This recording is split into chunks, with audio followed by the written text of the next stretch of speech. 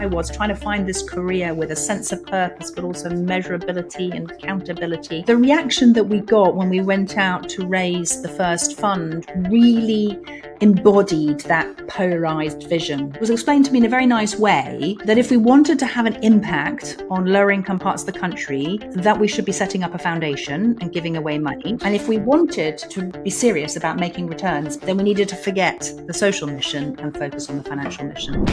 We sat down with a piece of paper between us and said, so how will we create a fund manager that is going to be at the same time very commercial and serious about financial returns and is also going to always be committed to having a positive social impact?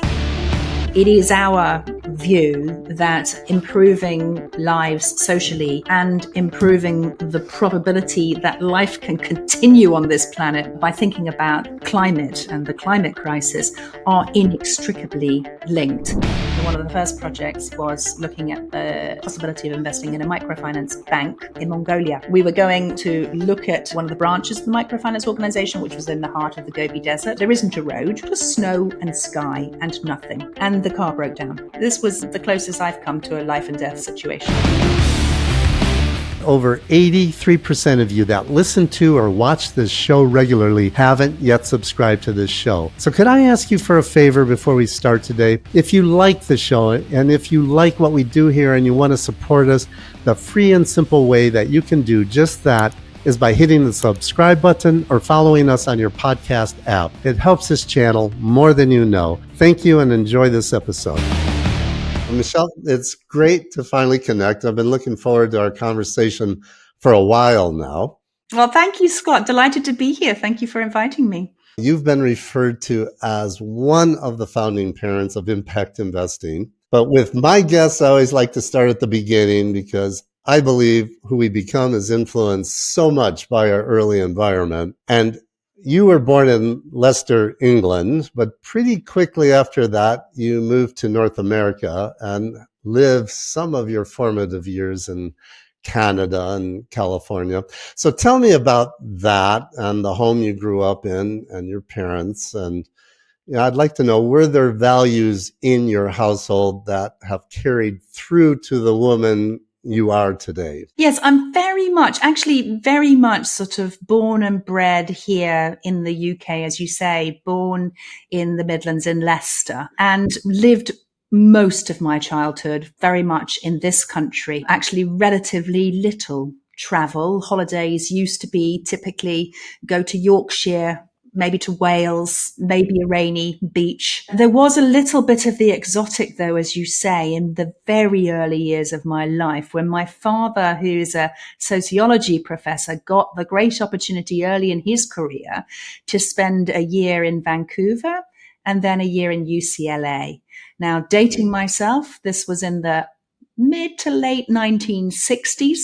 I was very young, so formative years, we're talking about 2 and 3 years old. But funnily enough, that sort of episode of snow, of skiing, of sunshine, of different parts of the world did kind of add a bit of glamour and a bit of cosmopolitanism to what was otherwise a very sort of UK upbringing. And that small bit of experience of being international, I think, did lead to a kind of explosion that I then experienced later in life, where between leaving university and coming back to work in the UK for 15 years, I did not live in this country, and I lived in many countries. We'll come to, I'm sure, many countries that many people might not have visited. So there was that. You also asked about my values and how that grew out of my childhood.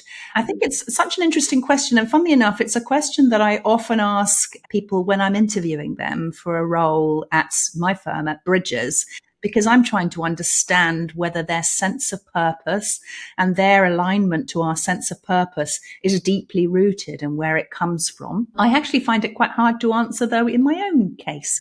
So sometimes for people, it might be a religious connection with a sense of an ethical life.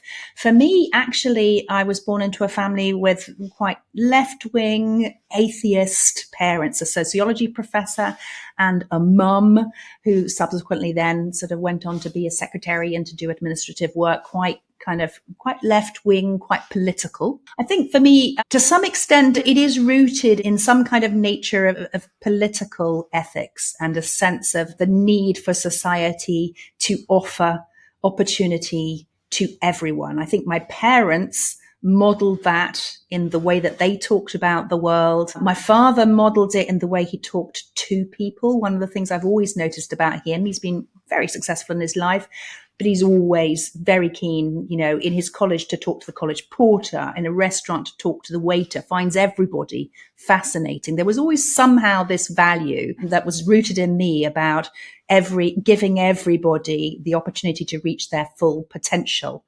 And that really became a golden thread, which I think informed a lot of my choices in my career, even though at the time, perhaps I didn't really know that. In doing my homework for our talk today, I learned that you had chronic shyness as a child, what maybe today might be called social anxiety. So tell me about this shyness. What was it like for you? And how did you transform that challenge into essentially a superpower now that you are a chief executive? I definitely had what we would now call social anxiety. And so how did I deal with that and how did it inform my career? Because I think it really did. And I think it's quite good, for women in the finance sector to be able to claim things which might be vulnerabilities and to turn them into superpowers. In my particular case, there were probably two main things that it drove me to doing. One, which seems so completely unexpected, is it drove me into acting and performing and being on stage. Now, why would you think someone who is shy would want to do that? Well, we know a lot of actors are shy, basically because you've got a script and you can be there and you can be heard and you are telling other people's lines. And so you're not anxious about whether what you're saying is interesting or the right thing or the cool thing to say. You're standing on the stage and you're being seen and you're being heard with somebody else's words. So I did an absolute ton of acting, singing, musical theatre, ballet, all those sorts of stuff.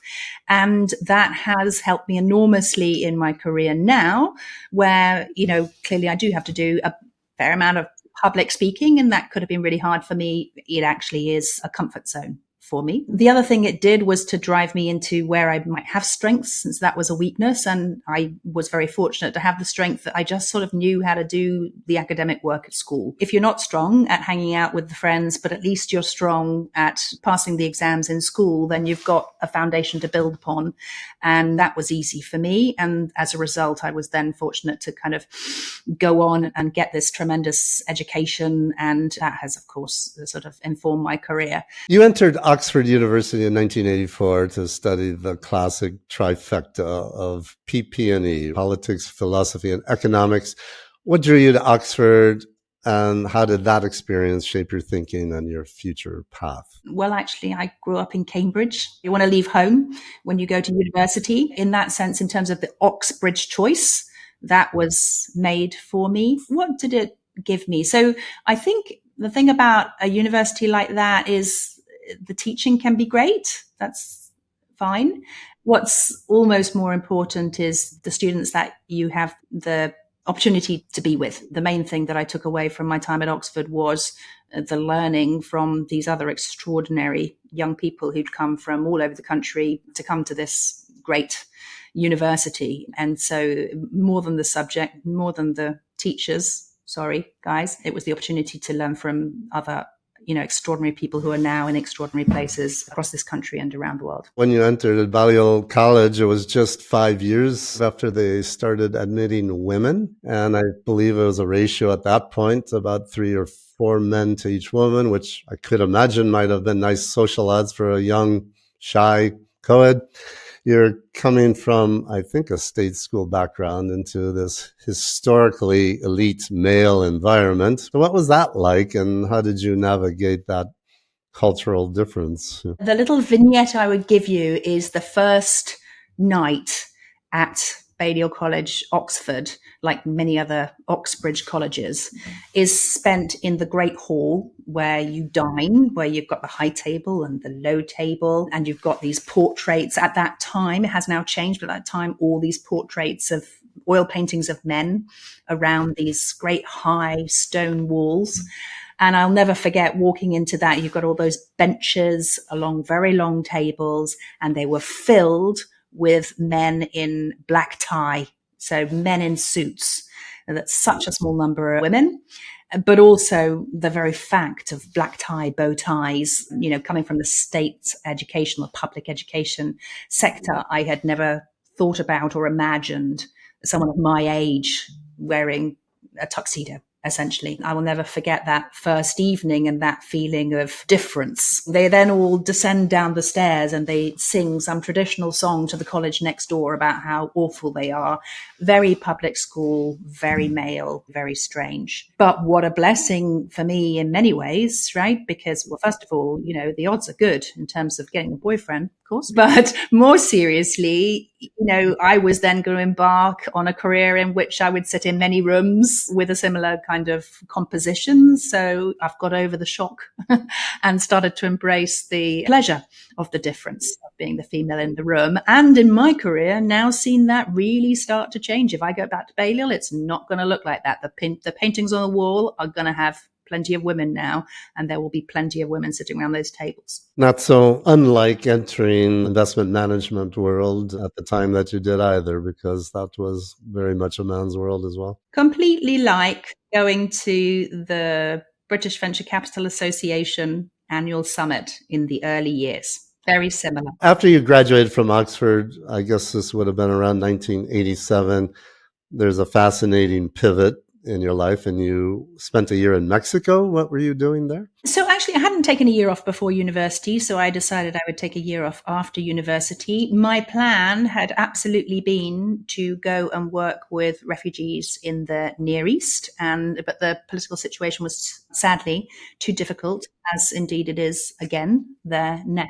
And so I ended up going instead to Mexico City to teach English. I had traveled in both of my summers from university. So I'd gone to China, extraordinary experience in China in 1985, being some of the first independent tourists in China.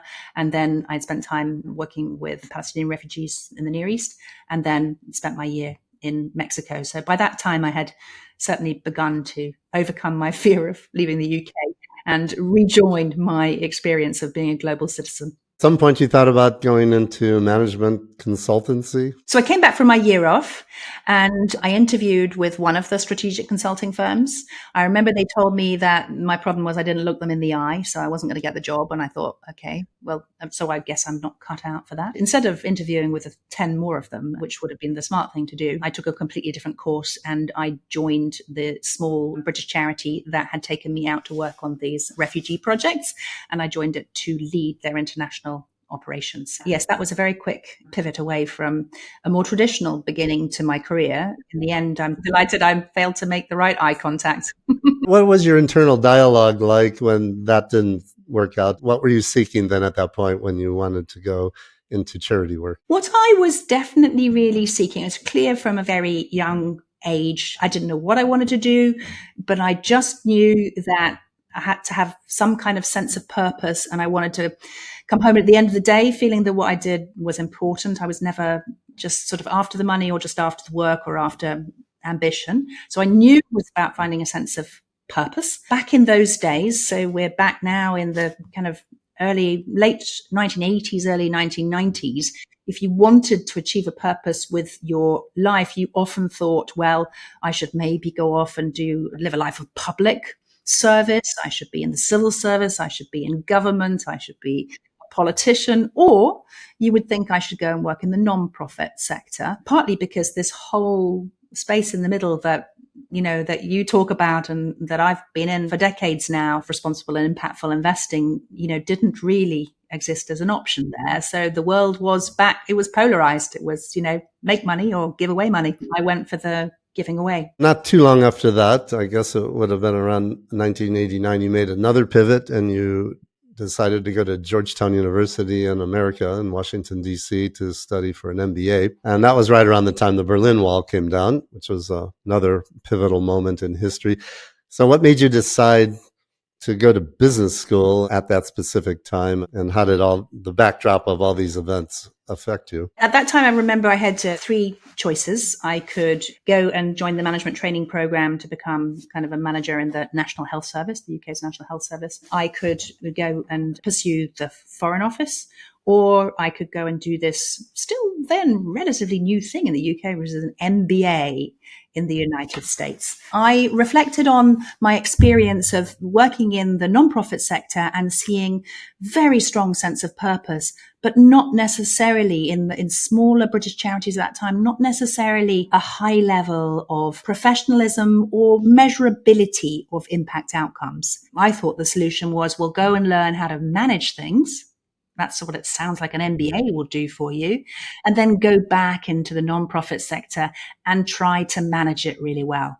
So that was my logic in going to the US. I went to Georgetown actually because I thought I might need a bit of a something else beyond business, and I wanted to work in Congress. In the American Congress? I did. I worked for an Indiana congresswoman. Why did you have this idea? To work in the US government? Yes. No, I think it's because of this desire to try to unite sort of measurable, highly professional, highly effective work with a sense of purpose. I've kept wondering, does that take me into politics, and what's the role of policy? And so for me, getting the knowledge through the MBA, finance, of business communication, all those things, while complementing it by really understanding how policy is made and how to think about how to change the world for the better, that felt a really complementary couple of activities, and I think it really was. So you get out of Georgetown with your freshly minted MBA, then what happened next? As you said, while I was at Georgetown, the Berlin Wall came down and Europe changed. I felt I was off in the United States when something was happening in my part of the world that was seismic.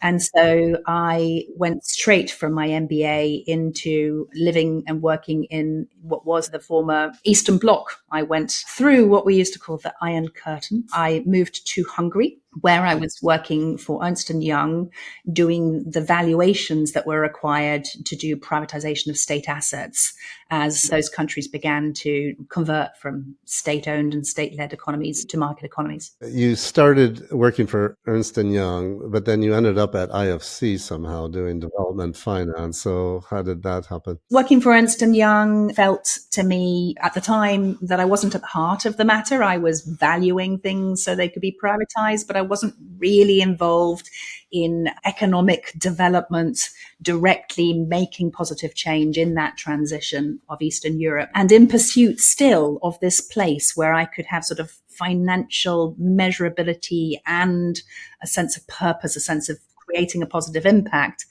I identified the World Bank Group, and specifically International Finance Corporation, the private sector investment part of the World Bank Group, as a place that maybe I could find the combination of those things.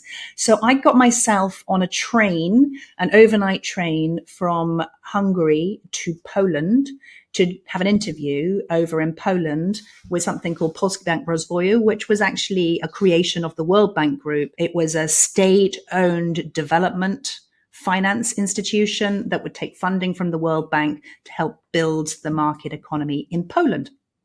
And there we were at the heart of the matter. We were very much financing the development of Polish industries to bring them up to the standards of the international market so that they could sell their products and compete on the international market. Very often doing joint ventures. So, for example, Pilkington, the UK glass maker, joint venturing with Sander Glass, Polish glass manufacturer, to produce really high quality glass out of Poland. We did the same with Thompson Polkoller and various other international joint ventures. So very exciting time to be a part of that real change in those countries. Did working for IFC teach you anything about how capital can be used as a force for positive change? That work in Eastern Europe, which then led to working in international development finance for me for the 10 years of the 90s across countries from Mongolia to Bangladesh to the Middle East to Eastern Europe, is the bedrock of my finding the place that I wanted to be, which is using the tool of investment capital to try to drive positive social and over time environmental impacts. At that time with IFC, it was very much focused on driving economic development and economic transformation in Eastern Europe. That was when I found the beginning of this space where you're using a very measurable tool, that tool of finance, and you're using it to drive a positive purpose. At some point, you did some work for ShoreBank. I believe that was based back in America. How did that come about? And is that the ShoreBank out of Chicago? That is the ShoreBank out of Chicago. Absolutely. It was in its time one of the oldest and largest community development finance banks in the US, but I was working in its international consulting arm. How did that come about? That came about it's in pursuit of impact. So I'm in Warsaw working with IFC, and it is tremendous, incredibly exciting. But for me, I still felt I wasn't a million miles away from being an investment banker, actually. And as I was in Poland, you did start to see some of the investment banks coming in to invest in that transition to a market economy. And so the real impact, the real transformation of people's lives still felt a little bit distant from me. At the same time, I had lived in Hungary and Poland, and I was on a voyage of discovery of kind of what's just happened with, the whole of the kind of Eastern Bloc and the whole of the communist impact and state control and all those things in Eastern Europe. So I wanted to get closer to impact. And I thought, let me go and see the mother of all of that, which is Russia. And so I ended up then moving from Poland to Russia to work on the international consulting arm, work in the international consulting arm of ShoreBank Advisory Services, specifically working with Russian banks to provide them with training on cash flow based lending. What was the philosophy behind that? It was to try to help to build that crucial middle class of entrepreneurs, business owners in Russia by providing them with, providing entrepreneurs with good ideas, with access, transparent access to capital to fuel those ideas. A big philosophy and a tremendous experience for me to see. I'd seen the countries that had been sort of occupied by the idea of communism, and then to go to the country that really was the mother of embracing that idea and to see their transition, clearly a much more challenging transition into a market economy. That period in the 90s was an incredible period of economic transformation. You must have seen a lot of things. You were doing due diligence for microfinance institution in Mongolia. You had a harrowing trip that took you out into the Gobi Desert. Can you tell me that story? I went from working on those lending programs in Russia to running similar lending programs in Azerbaijan, Armenia, Georgia, Romania, across much of Eastern Europe. Still in pursuit of coming closer to impact, I then got very interested in going beyond the small business lending into microfinance, as you say. And that took me into working again for ShoreBank Advisory Services in Bangladesh. And then on one occasion, it took me as far as Mongolia. We were looking to raise a fund that would invest in microfinance organizations and small business banks in emerging markets, which did get raised. And one of the first projects was looking at the possibility of investing in a microfinance bank in Mongolia. The story is that we were going from Ulaanbaatar, the capital, to look at one of the branches of the microfinance organization, which was in the heart of the Gobi Desert. And we set off in a big 4x4 vehicle during the winter. It was at that time the coldest winter in living memory, which meant it was, minus 30 or more, minus 35 degrees. And we set off on a road. We quickly turned off that road, only about half an hour into what was going to be about a 6-hour journey. I thought this is, a bit of a worry. Why are we turning off the road? And they said, well, there isn't a road from here to this town. You're just going to go straight across the snow, which was all fine until we found ourselves in the middle of just a white, snowy environment, just snow and sky and nothing else. And the car broke down. There's no mobile phone. There's no one in sight. It's very cold. If the car runs out of fuel, this was potentially the closest I've come to a life and death situation. Fortunately, we finally saw a tiny little speck on the horizon, which turned into a large truck, and a couple of drivers gave us a rope and pulled us out, and we went back to Ulaanbaatar and all was well. Why does that story matter? I think only because the tool of impactful finance has got a reach into, the most remote parts of the world. And in Mongolia at that time, actually microfinance banks were big business because the vast majority of businesses in Mongolia at that time were micro enterprises. So the biggest demand for financial services. Yes, but I think also it underscores the type of experiences you had doing business in these environments. And it's a very different experience than if you had chosen to do this from the conference rooms in Mayfair in London. Getting things done in those environments, it adds another dimension to your skill set. It reminds you of the challenges that people around the world face in doing their daily lives, in comparison to those who are sitting in offices in London or New York or wherever it might be that have different challenges, but not necessarily those types of challenges. And certainly in Russia, we also faced some very difficult challenges around the level of criminality at the time. So we did have some of the owners of the businesses that we were ultimately providing finance to being put under severe pressure, violence towards the leaders of some of those businesses, kidnapping and worse. So yeah, all of that certainly reminds me on a daily basis about how to prioritize the things that you're dealing with in life. I'm sure glad that level of criminality has all been resolved. Yeah. Oh yeah.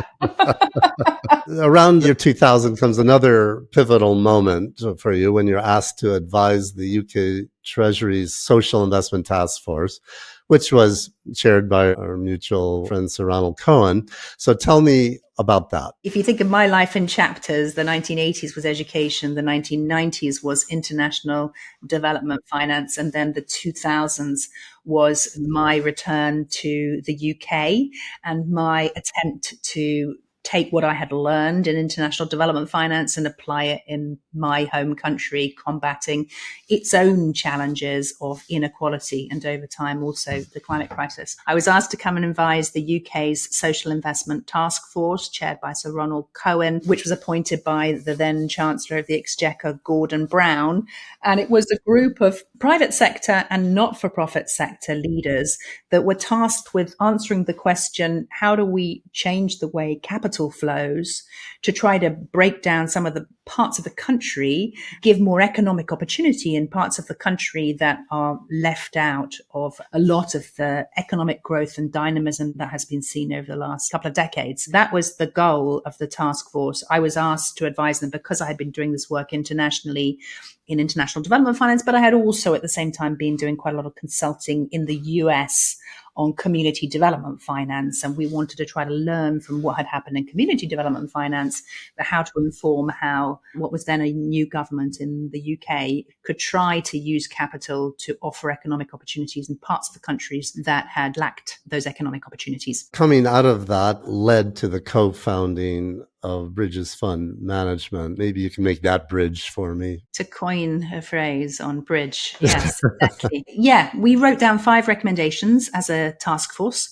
One of them was that government should catalyze the creation of, I think it was 5 funds that would invest in the most deprived quartile of the country, bringing the tool of venture capital, private equity to investing in the most deprived quartile of the country to create economic opportunity and role models of success in business and to create jobs, etc. Having written that down, I then called up Ronald and said, would you like me to help you to create the first one? And fortunately, we did decide to go on that journey together. He was very much the founding chairman of Bridges Fund Management. And we sat down, I recall, next to his beautiful mahogany desk with a piece of paper between us and said, so how will we create a fund manager that is going to be at the same time very commercial and serious about financial returns and about business success, and is also going to always be committed to having a positive social impact. Now, there's plenty of firms that have been created that way, but then that piece of paper was, it was quite white while we really thought about how we should create what then became Bridges. You had another co-founder, Philip Newborough, correct? Ultimately, I hired Phil to be my co-founder and to be my boss. Right. Unusual thing to do. But I felt I'd been working in international development finance, primarily in debt, for a decade. I've not worked in this country really since leaving university, I don't feel I'm the person that should run a private equity focused. Definitely can bring the purpose side of it, but the private equity expertise, no. So I went on a search to find someone to be my co-founder and to be my boss, and was very fortunate to find Philip Newborough, who'd been working primarily in the UK, he'd been at Apex Partners, as had Ronald, and then he'd run a series of successful businesses. So he brought both the private equity and the operating experience, and we got started with Ronald and our piece of paper and created this firm, which now is Bridges Fund Management. You and Sir Ronald started with a white piece of paper on the desk, and you've mentioned the concept of impact investing didn't really exist at the time. Did you ever doubt yourselves? And if so, how did you maintain this belief in your vision when nobody around you could see it at that point in time? Probably all the time. Well, probably Ronald didn't, but I might have. Well, what happened was, I talked earlier on about this sort of polarized market. And if you're looking for this, as I was trying to find this career with a sense of purpose, but also measurability and accountability, it was hard to find it. And so the reaction that we got when we went out to raise the first fund really embodied that polarized vision that was then, the way that the finance sector thought about life. I went and pitched to a lot of wonderful introductions that Ronald made for us across banks and pension funds and other institutional investors and high net worth individuals, and was told it was explained to me in a very nice way that if we wanted to have an impact on lower income parts of the country, that we should be setting up a foundation and giving away money.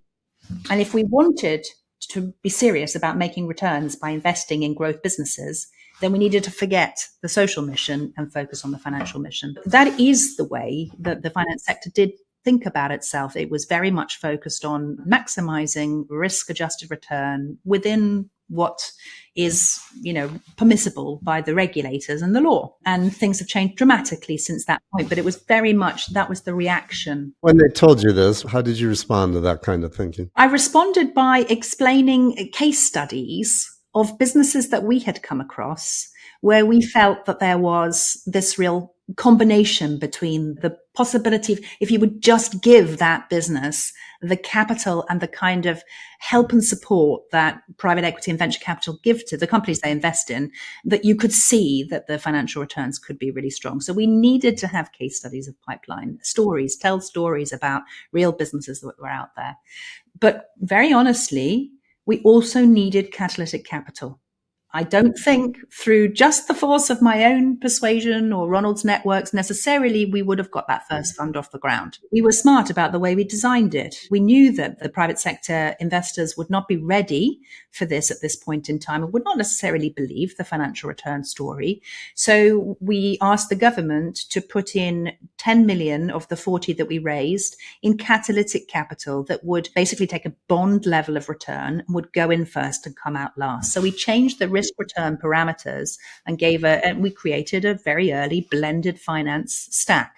And I continue to think that in new areas of impact investing, creating a layered finance stack which blends different investors who've got different tolerance for risk and different requirements in terms of financial return can be a smart way to enter into a new impactful area that the investors haven't seen and don't have a track record in and can't look at a track record of. So it was a combination of, pure sort of determination, finding the champion in any organization. So most organizations I was talking to didn't have a pot of capital that said, please go out and try to make money and be impactful. They didn't have that allocation. So you had to find a senior enough person who would say, I just buy that idea and I'm going to do it even though there isn't an allocation. And then you had to combine that with having structured the fund in a smart way that changed the risk and return scenario to just allow them, to catalyze them into feeling that it was something that they were in a position to do. Let's get a snapshot of Bridges Fund Management today. And if someone who knows nothing about impact investing asks you, what does Bridges do? How do you explain it to them? Bridges is a private fund management company with a difference because all the investments that we make are informed by a desire to achieve one of two top-line goals. We want to invest in creating either a more sustainable future or a more inclusive future. And we absolutely love it when we find investment opportunities that can do a bit of both. I'm Interest in your theory of change. I presume it relates to those 2 points, but can you articulate those more succinctly? So our starting point is that building a more sustainable and a more inclusive economy is not just a moral or an ecological imperative.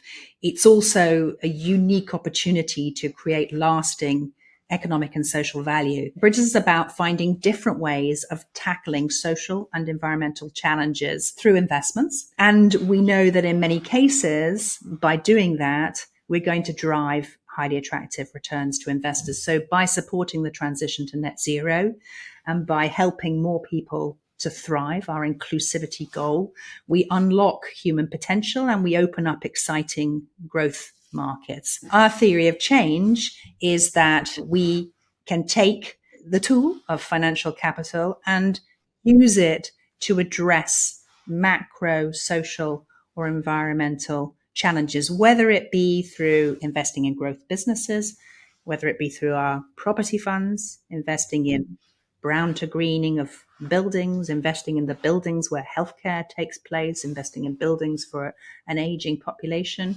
or whether it be through our two non-profit activities. All of those are using the tool of capital to invest in a more sustainable or a more inclusive future.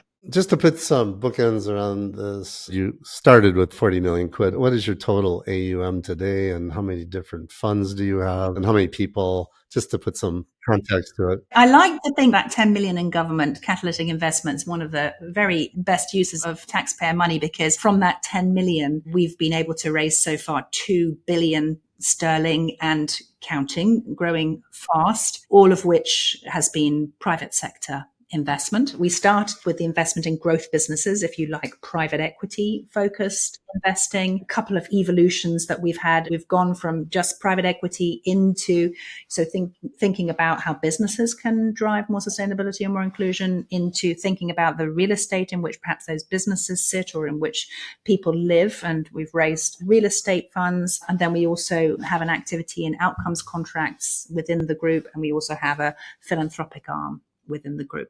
You created something you call the spectrum of capital concept. Can you explain what this framework is? Bridges has always tried to be impactful in our work directly and indirectly. The direct impact is through the businesses that we invest in and who they serve, or the buildings and the decarbonisation of buildings. That's the direct impact of our investments. But we've also, because we were such an early pioneer, we very much wanted to try to build and evangelize the idea of impactful investing at the same time. Going back into the history of impact investing very briefly, in 2007, the term impact investing was coined in Bellagio at an event organized by Rockefeller Foundation. But what we saw around about that time, 2007, 2008, was that there were so many different terms in this field of responsible investing that were being used in different ways and were causing more confusion than anything. It was ethical investing, responsible investing, ESG, impact investing, all these different ways of describing this new space in the middle between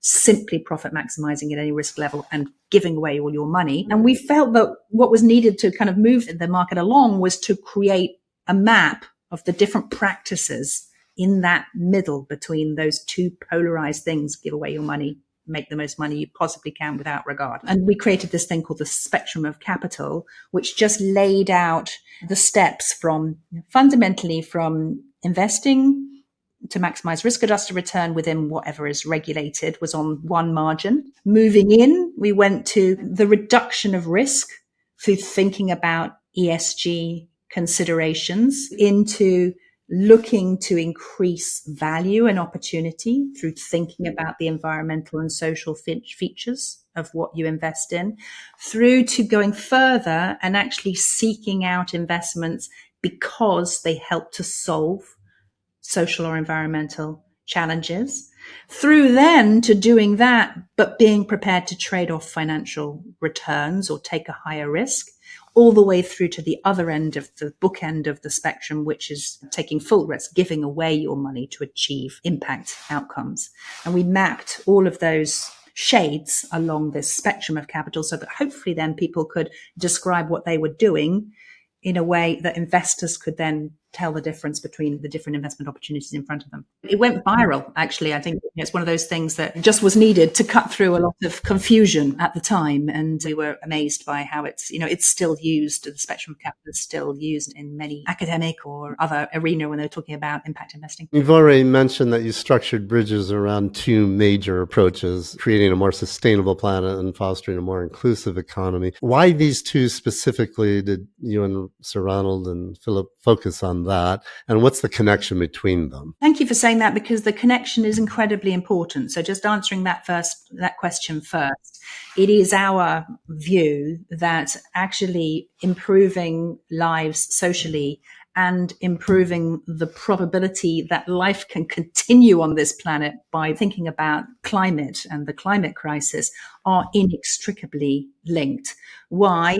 Because, as we know, it will be the poorest in society that will face and are already facing the impacts of climate change and will suffer the most from them the earliest. But also there's a causal link that if we don't, and we're seeing this now, if we don't include people in a transition to a greener economy, they will feel that exclusion and they will start to vote against it, and we will fail in that transition. So the social and the environmental, it's a core belief for us that those are inextricably linked. Historically, how did it come about? Actually, we started with a pure social goal. We started with thinking place-based, and we started thinking about the places in this country that had the least economic opportunity. And then over time, we just got, as a mission-driven team, we got very frustrated by kind of postcode checking. This business is impactful because it's here, and this business down the road, which might be doing something very impactful, is not, because its location is different. And we moved from a very place-based focus to the idea of looking at the outcomes that businesses or that properties or whatever we're investing in, the outcomes that they generated. That's one move. And the second thing for us was actually when we started investing more in property, we learned about the UK. In the UK anyway, 40% of carbon emissions come from our building stock. So we're going to figure out the climate crisis. We've got to do something about our property stock. And that's when the environmental lens, we added the environmental lens to the social, but now we would absolutely say they're inextricably linked in terms of our practice. You're not just investing in the UK, though. No, I've talked a lot about the UK. So we were very much born in the UK, and this was very much looking at how this international tool of development finance could be used originally in my home country of the UK. Over time, Bridges has started to practice that activity, whether it be through the advisory work that we do, or whether it be through direct investing, or whether it be through some of our thought leadership like the spectrum of capital.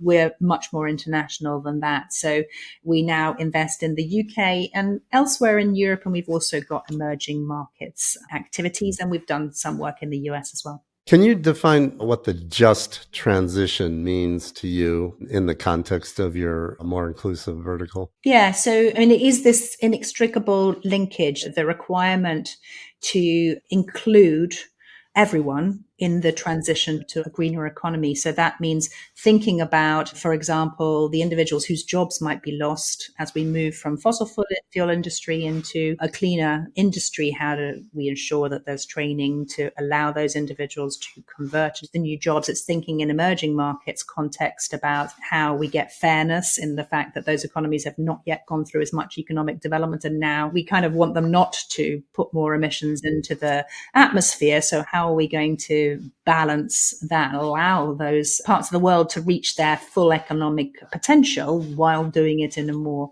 climate friendly way, frankly, than we, the industrialized countries, have done it ourselves. So for us, the just transition is about thinking very deeply about linkage between social impact and the clean energy transition. From our perspective, man-made climate change represents an existential threat to the future of certainly human life on Earth, and actually many forms of life on Earth. And we've seen this huge shift in recognition of that. Maybe there's a bit of slippage now, but there was this huge shift at the Paris Agreement in 2015.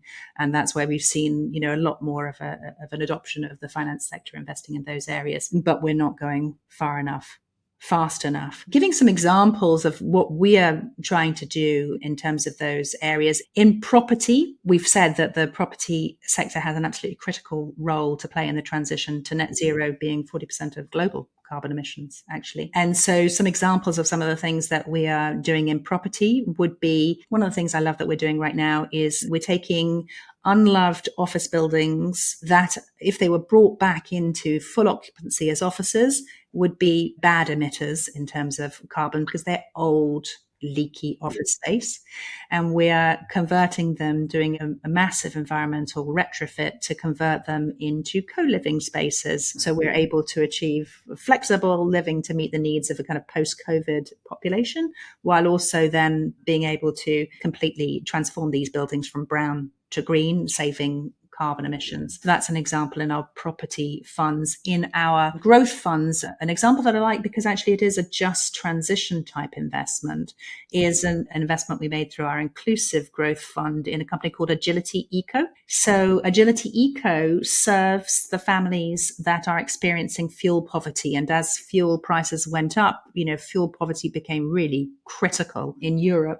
Agility Eco sends in people to replace boilers with more energy efficient boilers with, and it could be ground or air source heat pumps put in insulation. As a result, during the period that we owned Agility Eco, I think it was 200,000 families reduced substantially their fuel bills as a result of this kind of activity. We also, of course, reduced carbon emissions. And we made very attractive multiple double-digit returns for our investors. So those maybe give you a couple of examples of the sorts of things that we're doing in the transition to net zero. Could we do the same thing for your inclusive economy vertical? What do these types of investments look like? And specifically, where are other investors missing opportunities in these spaces that you're capitalizing on? So what are we doing now? In property, as you say, is we finance the build of thousands of units of low cost, affordable and social housing. We are very interested in meeting the needs of an aging population. And so in our property funds, we've actually created operating platforms that bring an opportunity for older people to age in place, as opposed to what happens a lot of someone living in their house until they have critical needs and then going into a care home, instead offering a place that they can rent and get as much care or as little as they need. It's a company called Birchgrove. We are in private equity. Agility Eco actually is a great example of inclusion, but we have a fund that is dedicated to investing in inclusion investments. And I'll give an example of one of their recent investments, which is New Reflections. And New Reflections is a company that meets the needs of largely teenagers who have fallen out of our care system. They might have been fostered 8 times. They've had the worst early life experience, and they therefore have very challenging behavior. New Reflections will take them on, give them a place in a home-like environment, have specialist schools, including a school for young people on the autistic spectrum, and really transforming the life opportunities for some of the young people who are facing some of the most complex challenges. Perhaps that gives a few examples across property and across private equity. Another example of an inclusion-focused business coming out of our private equity strategy is a company called Talking Talent. And what Talking Talent started off by doing was thinking about how women could be helped through coaching, through support to fulfill their career objectives. They work with large corporates to help them to ensure that they are providing the mechanisms and the support for women to make it from lower level entrance all the way through to leadership in those companies. And it's now developed UK originally, but it's now UK, Europe and US activities, and now thinking about inclusion broadly in all the companies it works with and how they can unlock the realization of potential of human capital of all types of diversity. Tell me about your screening process for property investments. Do you have what might be described as counterintuitive criteria that you use that might surprise conventional real estate investors? And how does your strategy differ from traditional property investors to generate both social impact and competitive returns? I suppose in a couple of ways. So one is that because we're interested in how property can drive social positive social impact, positive environmental impact. That led us really early into what we call needs-based sectors. It led us into thinking about how can we improve the way people live and meet the current and still really challenging housing crisis. It led us into thinking about how do we serve the needs of populations as, they no longer want to be in their house and meet the needs of an aging population. It led us into thinking about how do we serve small businesses through property investment so that they can become more vital and grow. Actually, that focus on impact was what led to us being in what's called property alternatives. So we're not doing a lot of investment in retail, not doing a lot of investment in central city offices, but more thinking about the way people live, the way small businesses function. And so that has taken us into what's called property alternatives, which is now actually a space that a lot of investors are interested in. But we were in it way earlier than most of them because we were in pursuit of serving people's needs, like by healthcare. Healthcare property is another example of a needs-based property sector. So it has guided where we found opportunity, and that has done extremely well for our investors, not just in terms of their impact, but in terms of financial returns. Then I would say the way that we think about what we call carbon optioneering, going back to these co-living buildings that I told you about, where we're taking environmentally unfriendly old buildings, converting them into very green spaces for shared living. We will look at a building and we'll start by asking ourselves the question, from a whole life carbon perspective, are we better to take that building and retrofit it?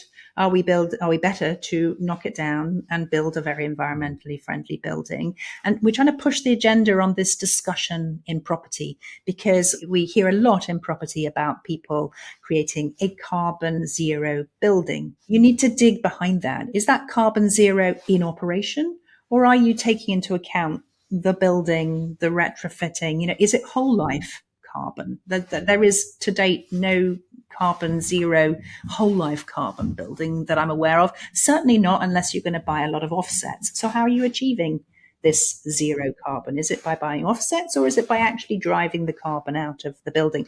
So we're wanting to always push the industry, not to, a bit like our spectrum of capital. Don't just use these stock phrases like I've got a carbon neutral building. We need to go dig behind that. What does that mean exactly? We're just about to release a report that almost looks at the decarbonisation in buildings in the way that we thought about the spectrum of investment capital, and really asks the property sector to go more deeply in reporting what it is actually doing from a carbon perspective. So we will always start with that carbon optioneering, trying to figure out what is the most carbon effective way to take the building to serve the population that we want to serve. So there's a couple of ways that we think differently about property investing, and both of them actually have served our investors very well financially as well as in terms of impact. Conventional wisdom says social investments inherently sacrifice returns. Has your experience with your inclusive growth portfolio confirmed or refuted this belief? This is the perennial question in impact investing, isn't it? I want to be a bit nuanced about it. So where we're investing in property or private equity, we are looking for businesses or property opportunities where positive impact and attractive returns go hand in hand. That's what those funds do. Now, at the beginning, there was a doubt about it. And so we needed that catalytic capital to get that going until we could prove track record. Now we've proved track record. We're in a different place. But I do want to say that there is a very important segment of impact investing where there is a requirement, going back to the spectrum of capital, where to achieve some really difficult social or environmental change, or particularly social change, perhaps, you do have to take a higher risk or take a lower return. And that's where blended capital stacks can really help. And so in Bridges in the group now, we have the private equity and the property funds managed by Bridges Fund Management, where we have to, there may be social issues that we can't solve through those funds because we have to be driving private equity type or opportunistic double-digit net IRR. But we do have two nonprofits within the Bridges Group that work on some of the really pioneering investment where you're working with some of the most vulnerable people in society. And we have the right tools to make investments there. And actually, they're proving to have a very resilient single-digit, but very resilient, strong single-digit return and incredibly powerful social impact. So I think it is neither the case that there's always a trade-off. That is not true from my direct experience. Give the example of Agility Eco, which was a fabulous financial return and a fabulous impact hit. But neither is it the case that you can always, in impact investment, you can solve every problem with an investment that's going to make a double-digit financial return. And it's a mistake to believe that every challenge can be invested in with a double-digit return. We've discussed your different portfolios, but could you share a specific example from your portfolio of one property investment, maybe one private equity investment, but just take us through the Bridges strategy from initial thesis to execution to outcome that really demonstrate how you create value while you're delivering measurable positive impact. Maybe take an example, Scott, of one of our living investments in property. As I said, we financed the build of a lot of relatively naturally affording. We financed the build of thousands of units of housing. One example that I quite liked about the way that we work is an example where we were buying the land opposite a local council building. The local council had given planning for that land to be developed into housing with only a level of 15% of social or affordable. We were able to go in and speak to the council about that land because they owned that land and to work out a way that we could make this a very financially attractive investment for our investors while at the same time increasing the level of social and affordable housing to 50% from 15%. That all comes from the philosophy of wanting to try within the financial constraints to maximize the social impact. And instead of having a conversation with the planning authorities, which is, how can we reduce the amount of affordable because we don't make money on that? Rather say, how can we work with you to find a way to achieve the financial goal as well as the social goal? So I'm very proud of that example where we were able to raise the affordable level from 15 to 50 while also making a very attractive double-digit net return. These returns, are they primarily what one would describe as market rate returns? Yes. With property and private equity, yes, we're looking to achieve competitive returns for those asset classes. Regarding impact, this all comes down to measurement, I suppose. Are there specific KPIs that have proven most valuable in your experience, and how do you incorporate measurement into your management decisions? Yeah, I mean, this has been a huge journey for us and for the industry, impact measurement and impact management. It's been a huge evolution within the firm. So when we set up Bridges, I actually had this kind of religious view that we should not have a team that focuses on impact and a team that focuses on investment, because I wanted it to be integrated, that passion for purpose to be integrated in every single individual in Bridges.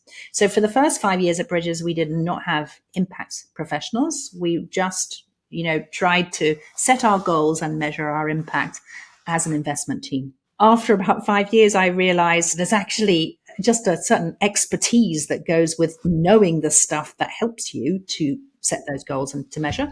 And we hired our first head of impact, a lady called Clara Barbie, who is now gone on to do fabulous things at Generation Investment Management, and who worked with me very closely on the creation of the spectrum of capital, in fact. And we brought her in to codify our goals when we're making impact decisions, and also measurement. And that was the beginning of our more technical development of impact and measurement. From there, we've been on a journey to try to get more standardized ways for impact-seeking investors to measure and to manage their impact. And actually, Clara led a non-profit activity for us called the Impact Management Project that tried to get global norms and standards in impact investing. And it made a lot of progress. But it remains the case that we have a scorecard, which is our proprietary scorecard for all investments. It is rooted in the work of the impact management project, and specifically in the 5 fundamentals of impact that were conceived through that collaborative project, the impact management project. So our scorecards are based on the impact management project and looking at the kind of the core fundamentals around who is impacted and how much and what's the duration and what's the risk that the impact doesn't happen the way that it should have. Those fundamentals of impact investing, and there's an individual scorecard for every investment. You've emphasized how active involvement with your investments drives returns. What specific value add capabilities has Bridges developed? We do know from experience that success of an investment in private markets, maybe 50% or 60% is in selection, but 40 to 50% is in the value that you provide as an owner of that asset during the ownership period. And so in private equity, we have a specialized value creation team headed by Henry Jones that specifically takes the investment from the moment of, well, actually is very involved in selection, but then takes a business from our investment and its 100-day plan, doing an impact integrated value creation plan for every single one of our businesses. In real estate, it's very much having the engineering talent. We have a specific impact team led by an environmental engineer that does this carbon optioneering in all of our assets and tries to maximize minimize the negative carbon impact of every one of our buildings. You've compared private equity investing to getting married, where you're working intensively together with someone for a 3 to 7 year period. This seems to be kind of a dark view of marriage that it only lasts 3 to 7 years. Being serious, how does this relationship lens change your approach compared to a more transactional type of investor? I mean, I come originally from debt finance. In debt finance, you're giving someone money and you're hoping that they'll do everything right to give it back to you. In equity investing, you're not sitting at the other side of the desk from that company or that management team. You're sitting on the same side of the desk as that company or that management team, because the value of your investment is going to go up or it's going to go down depending on the work that they do. And so in that sense, a decision for a company of who they choose as their backer is a huge decision. It's much more than money. We should be bringing much more than money to every business that we invest in.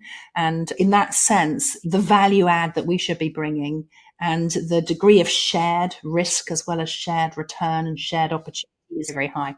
Oh, actually, I got married the same year that I created Bridges. So my marriage is the same age as Bridges, is 23 years old. So I'm definitely not saying that a marriage should be 3 to 7 years, but the intensity of our relationships with companies, the number of phone calls per week and the intensity of the work with them is very. Many firms collect impact data, but you've said that's not enough. What's the architecture of a truly effective impact management system? We're all improving on this every year. So I never want to claim that we have the perfect integrated management system. This is a practice that is just always evolving.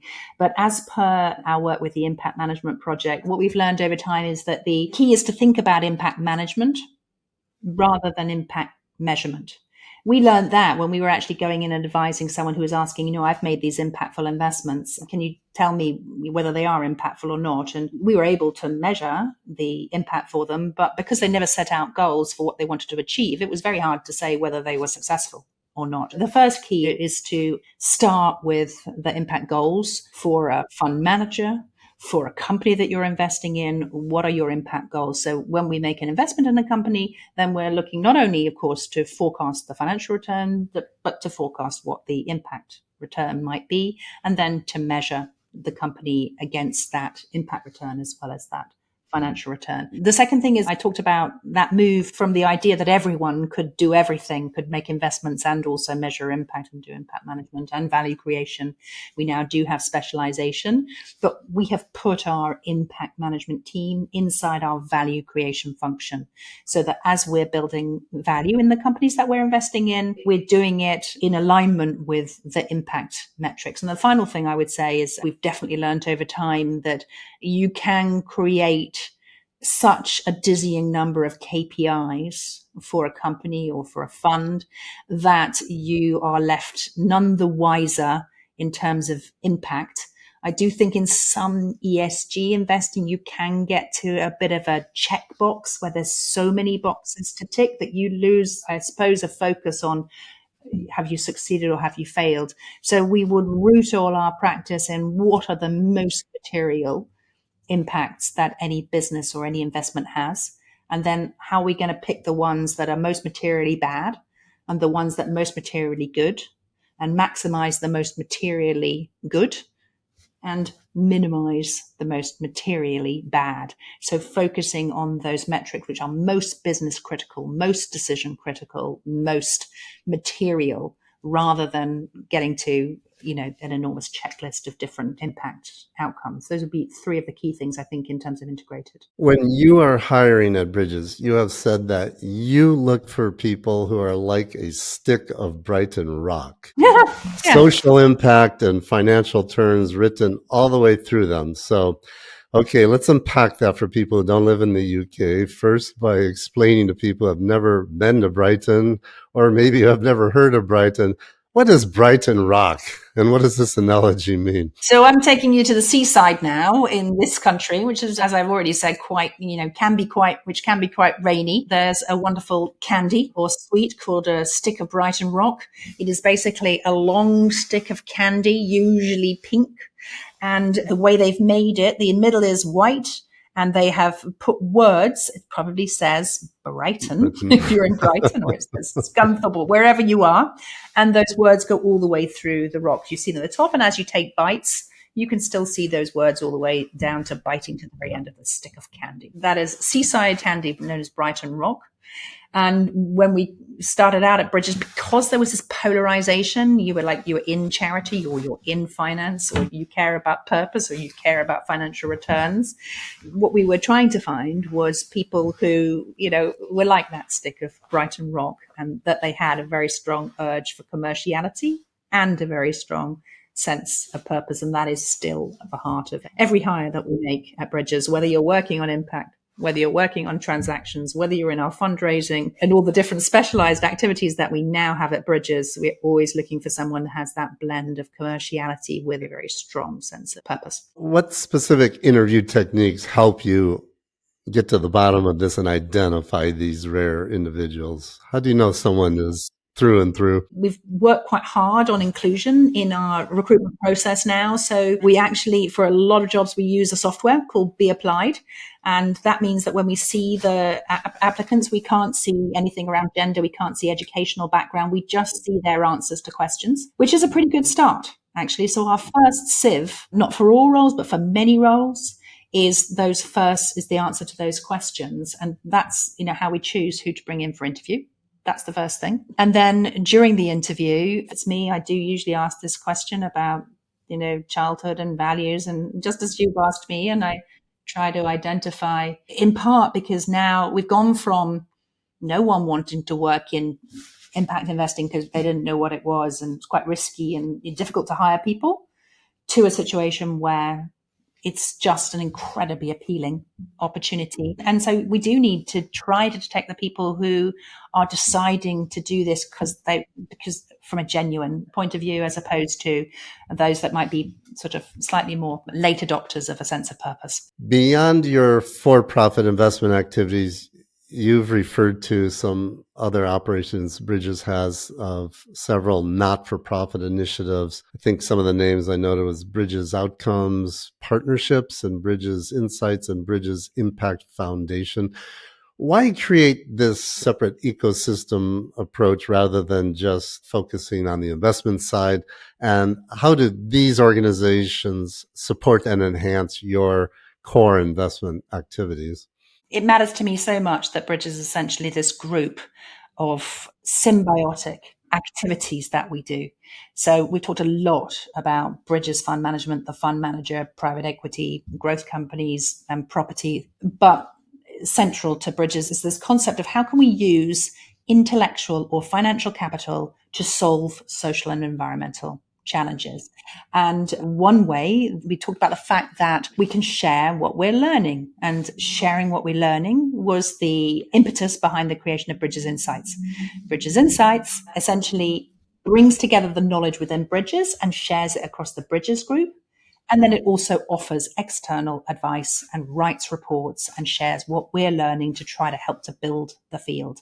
So the heritage of Bridges Insights is just a really strong belief that as an early pioneer in this space, we could make a real difference, not just through what we did, but through influencing others by sharing what we're learning. And then the foundation, the Bridges Impact Foundation, was an integral part to that founding moment where Ronald and I sat opposite each other with a blank piece of paper and said, how will we make this firm commercial, but always wedded to impact? We said, well, we're going to create a foundation. That foundation is going to essentially own a golden share in the company.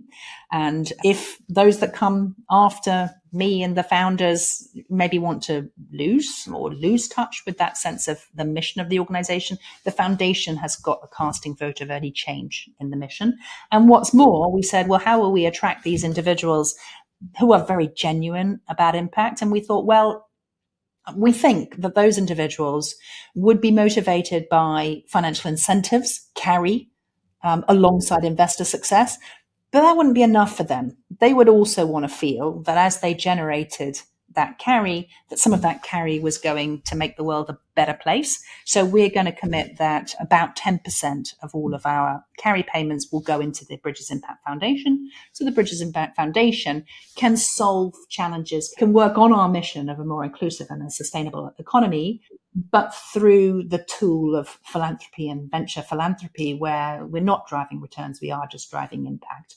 So that was the reason that we created the Bridges Impact Foundation. That has proven a fantastic both tool to make an impact, but also a way to help us in the selection of those individuals who really mean it about purpose. Those two organizations. I do want to pause for a minute on Bridges Outcomes Partnerships, because that is another incredibly pioneering part of what we've had the good fortune to build up as Bridges. So the heritage here of Bridges Outcomes Partnerships is a fund that we created in about 2007 called the Bridges Social Entrepreneurs Fund.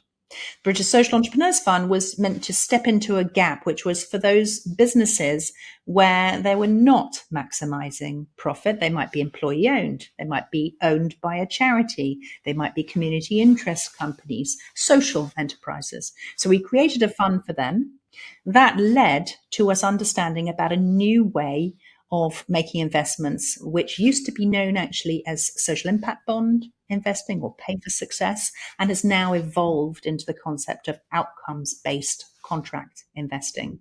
From that that original fund and that original small idea has grown this enormous practice within Bridges called Bridges Outcomes Partnerships, which is a non-profit that is dedicated to systems change in the way that governments, foundations, and others that essentially pay for social change, how they contract. The systems change that they're looking to achieve is to have that contracting being not paying for services to individuals that are vulnerable, but rather paying for transformation in their lives, paying for success, paying for outcomes. That's the fundamental idea. Now, this was an idea that 15 years ago or so, when we started in this field, was very new, was very unproven. Now, through the work of others, including Bridges Outcomes Partnerships, which is investor in outcomes partnerships in the world, we've probably invested in 80, 90 now, and we've got very clear evidence of better outcomes for better value through outcomes-based contracting. And we've been able to see that we've been able to transform the lives of individuals who are rough sleeping, deal with the issue of homelessness, deal with kids on the edge of care, transform the lives of people with chronic illnesses like diabetes, help the elderly, preventing them from falls in Europe. And then in emerging markets, we have a fund in collaboration with UBS that does this kind of investing in low and low middle income countries, tackling issues anywhere from collecting and recycling single-use plastics in Nigeria to improving education outcomes in elsewhere in Africa, to clean water in Cambodia, and so it goes on. So an incredible pioneering and impactful activity within the Bridges group. What I love about having these collection of activities is that they all help each other be better at what they do. Bridges Insights helps our deal teams be better at the way that they identify investments and they measure impact. Bridges Outcomes Partnership helps our Inclusive Growth Fund be better at understanding how they're changing the lives of vulnerable individuals. The fact that we have a property investment really helps us with growth companies like Evora, that's a company that's helping the property industry to measure carbon better. And so all of the activities of Bridges, they're all doing the same thing. They're all using financial or intellectual capital to solve problems for investment. You've been at this for over 20 years, watching impact investing evolve from a novel concept to what's now arguably a mainstream approach. We're seeing some pushback, particularly in the US. Looking at where we are now, what makes you hopeful about the future of this field despite some current challenges? I think the current challenges are very real. We are spending time at Bridges thinking about what changes in sentiment mean for our investing. However, to me, it's absolutely clear that the two key drivers that we're trying to achieve, more inclusion and more sustainability, are huge macro factors that will continue past the current period of time that we're in now. I think a few reasons for optimism. One is impact investing is here to help solve challenges. Sadly, those challenges are not going away, and there's going to be a huge imperative to continue to solve social and environmental challenges through investment, particularly actually if the politicians aren't doing everything that we would love them to be doing for a more sustainable and a more inclusive economy. Then even more so, we in the impact investment field need to be investing there. But I'm also seeing there's certainly in Europe so far, there's a real resilience among institutional investors to their commitment on sustainability and on inclusion and on ESG and responsible investing. I'm seeing that very strongly, which is very positive. We're seeing that in our fundraising and actually in some investors, even coming from the US, seeking sustainable and impact investing and finding it in Europe. So I've lived the experience, as we've talked about, from the moment where we just had those two polarized points of philanthropy and investment, through 20 years of building out all of responsible investment between those. And so much of that now is embodied in the practice and in the way that investments are made. I think it's not possible for it to be rolled back. But that's not, I don't mean to undermine the shock that is coming, and not just out of the US, but to a large extent out of the US at the moment. It's a very real shock. It will prove to have been a challenge that we will all meet and move past. In 2019, you became co-CEO alongside Philip. And then in 2024, you took the sole CEO role. What's been the biggest challenge in this leadership transition, and what's your vision for Bridges over, let's say, the next 5 years or so? Founders have to go through a thoughtful process as they think about the future of the company that they've founded. And 18 months ago, Phil and I sat down and thought, okay, well, what's the next step in that, what will ultimately over time be a founder transition? We came up with the idea that Phil should make the next move up to being executive chair and that I should become the sole CEO. We invested quite a lot in this transition. We worked with an executive coach. We took it very seriously. We had a very clear kind of plan for how roles would be allocated between us, and then how we were going to communicate this within the firm and within the investment in the investor base. And I think as a result of all that, it has been really smooth, really positive, at least so far. What are the challenges? Challenge for Phil. He has, he's been CEO, and not just Bridges, he's been a CEO for decades. And now he's got to step back and he's got to find the bits that he doesn't anymore have to worry about on a daily basis and bring that lens of a chair. Fortunately, he's chaired many businesses as well. And so he has managed to make that transition really well. And for me, it's the move, Bridges is my baby, and I've always cared about everything that happens at Bridges. Now, everything that happens at Bridges across all of our activities, I am ultimately responsible for. So it's just the challenge of all of it. Ultimately, I'm accountable for all of it. The great opportunity is that it feels like it's another new era for me and for Bridges, a new chapter. There's much excitement in that. What is my vision for Bridges? Bridges has been around for 23 years. We were a pioneer in an area that didn't exist, and now we are, at least until the American election, we thought we were in a market that was kind of already now very much developed. And we were asking ourselves the question, what does the pioneer really do to be pioneering now when a lot of people are adopting responsible, impactful investing? I think we now do have a degree of fighting back to do with some of the backlash against DEI and climate investing and so on.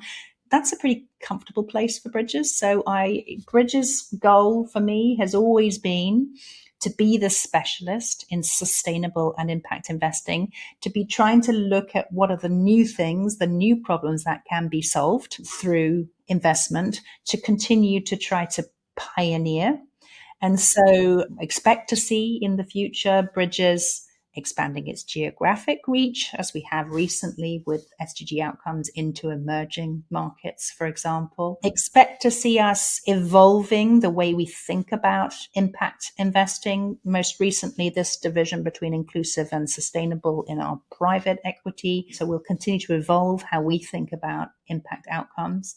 And I would like to see us now gone from seeing us as a manager to seeing us as a group of activities. And I would like to grow the range of ways that we use this tool of investing to drive social change to it. So expect to see more new activities. Michele, I've got a few rapid fire questions for you before we wrap up. Don't overthink these and just give me whatever comes to your mind, or if nothing does, feel free to take a pass too. But if you had to name the single most important challenge in the impact investment space at this time, what would it be? Going through this backlash, not being deterred, quietly carrying on being effective in driving positive outcomes, and ensuring that we come out the other side of this, continuing to prove our point. What do you know now about impact investing that you wish you knew when you co-founded Bridges 23 years ago?